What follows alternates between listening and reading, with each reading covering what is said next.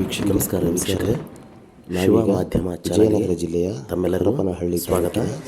ನಾವೀಗ ವಿಜಯನಗರ ಜಿಲ್ಲೆ ಹರಪನಹಳ್ಳಿ ತಾಲೂಕು ಜಾತ್ರೆಗೆ ಕೋಲಹಳ್ಳಿ ಗ್ರಾಮದ ಶ್ರೀ ಗೋಣಿ ಬಸವೇಶ್ವರ ಜಾತ್ರೆಗೆ ನೋಡೋಣ.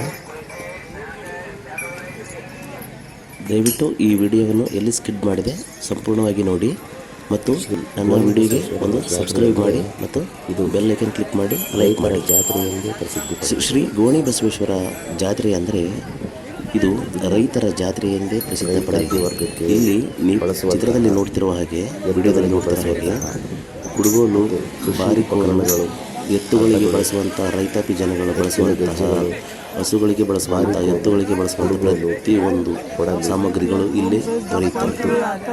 ಮನೆಯ ಅಡುಗೆ ಸಾಮಗ್ರಿಗಳು ಮತ್ತು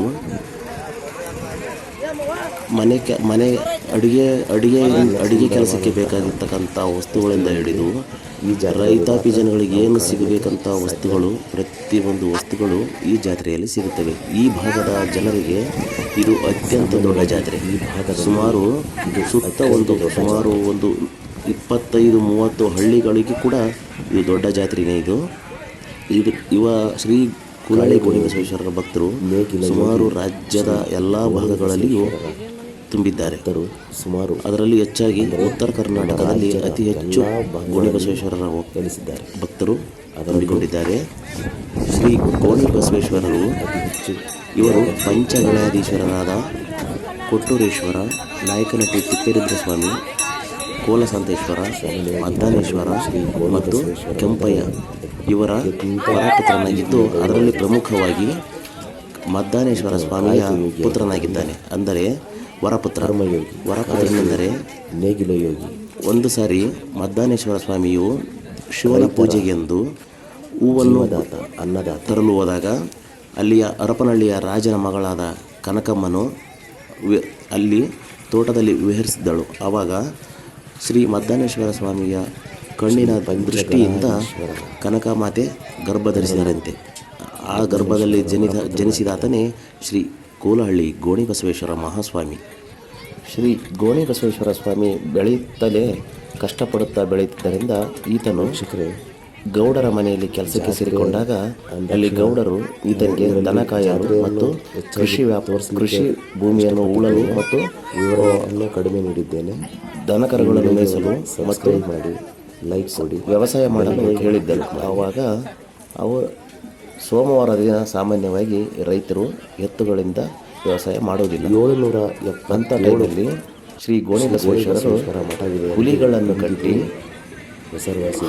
ಹಾವುಗಳಿಂದ ಬಾರಿಕೋಲನ್ನು ಮಾಡಿಕೊಂಡು ವ್ಯವಸಾಯ ಮಾಡುವುದನ್ನು ಕಂಡ ಜನರು ಆಶ್ಚರ್ಯ ಮತ್ತು ನಿಬ್ಬೆರಗಾಗಿ ನೋಡಿ ಗೌಡರಿಗೆ ಈ ವಿಷಯ ತಿಳಿಸಿದಾಗ ಗೌಡರು ಅದನ್ನು ಕಣ್ಣಾರೆ ನೋಡಿ ಇವರು ಮಹಾಪುರುಷನಾಗಿದ್ದಾರೆ, ಇವರು ದೇವಮಾನವನಾಗಿದ್ದಾನೆ ಎಂದು ತಿಳಿದು ಸೋಮವಾರ ಇವರಿಗೆ ಅಲ್ಲಿಂದ ಕೆಲಸದಿಂದ ವಿಮುಕ್ತಿಗೊಳಿಸಿ ತಮ್ಮಷ್ಟಕ್ಕೆ ತಾಮನ್ನೇ ಬಿಟ್ಟುಬಿಡುತ್ತಾರೆ.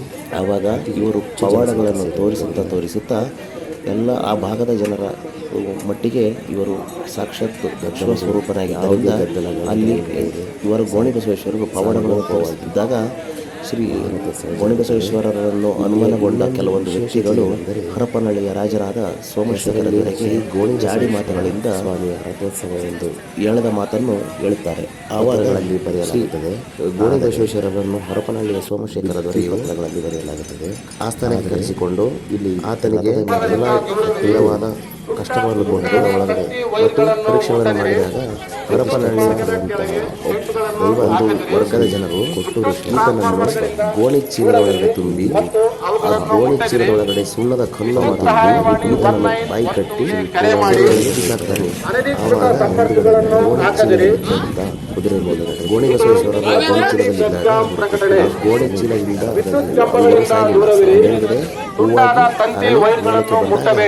ಈತನನ್ನು ವಿದ್ಯುತ್ ಮಾರ್ಗದ ಕೆಳಗೆ ಟೆಂಟ್ಗಳನ್ನು ಹಾಕಬೇಡಿ, ವಿದ್ಯುತ್ ಟ್ರಾನ್ಸ್ಫಾರ್ಮರ್ಗಳಿಂದ ದೂರವಿರಿ, ಅವುಗಳನ್ನು ಮುಟ್ಟದಿರಿ.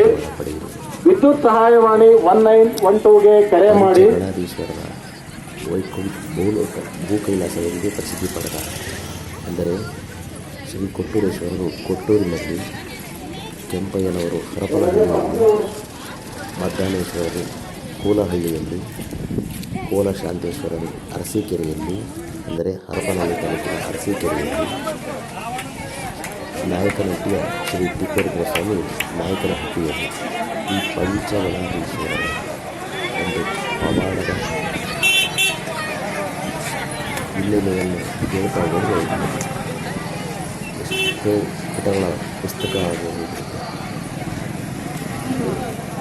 ಶ್ರೀ ಮದ್ದಾನೇಶ್ವರರು ವರಪುತ್ರರಾದ ಶ್ರೀ ಗೋಳಿ ಬಸವೇಶ್ವರರು ಬಸವೇಶ್ವರ ಕಾಪಾಡ ದೃಷ್ಟಿಯಿಂದ ಭೂಲೋಕಕ್ಕೆ ಬಂದವರು. ಮಾತೆ ಕನಕಮ್ಮನ ಪವಿತ್ರ ಗರ್ಭದಲ್ಲಿ ಜನಿಸಿದಂಥ ಶ್ರೀ ಗೋಳಿ ಬಸವೇಶ್ವರರು ತಂದೆ ಯಾತ್ರೆಗೆ ಬಂದಿರುವ ಸಾರ್ವಜನಿಕರಿಗೆ ಹರಪನಹಳ್ಳಿ ಪೊಲೀಸ್ ತಂದೆ ಹರಪನಹಳ್ಳಿ ರಾಜ ಸೋಮೇಶ್ವರ ಮೊದಲಿಗೆ ಗೋಳಿ ಬಸವೇಶ್ವರರ ಹೆಸರು ಬಸವಣ್ಣನೆಂದು ಆತನ ಪವಾಡಗಳಿಗೆ ನೋಡಿ ಜನರು ರಾಜ ಆತನನ್ನು ಗೋಣಿ ಚೀಲದಲ್ಲಿ ತಿಳಿಸಿ ಕೆರೆಯಲ್ಲಿ ಇರಿಸಿದ್ದರಿಂದ ಆತನಿಗೆ ಗೋಣಿ ಬಸವೇಶ್ವರನಿಗೆ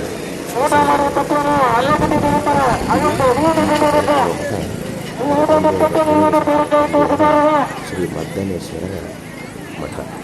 ಇದು ಇಂಡೋ ಇಸ್ಲಾಮಿಕ್ ಶೈಲಿಯಲ್ಲಿದೆ.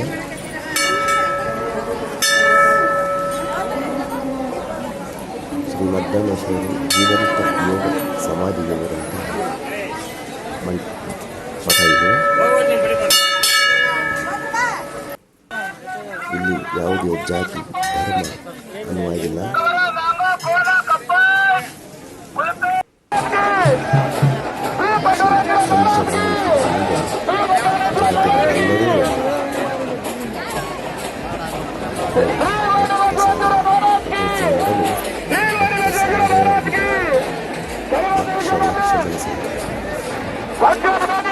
ಈ ವರ್ಷ ಸ್ವಾಮಿಯ ಬಾವುಟದ ಅಂದಾಜು 4,01,101 ರೂಪಾಯಿ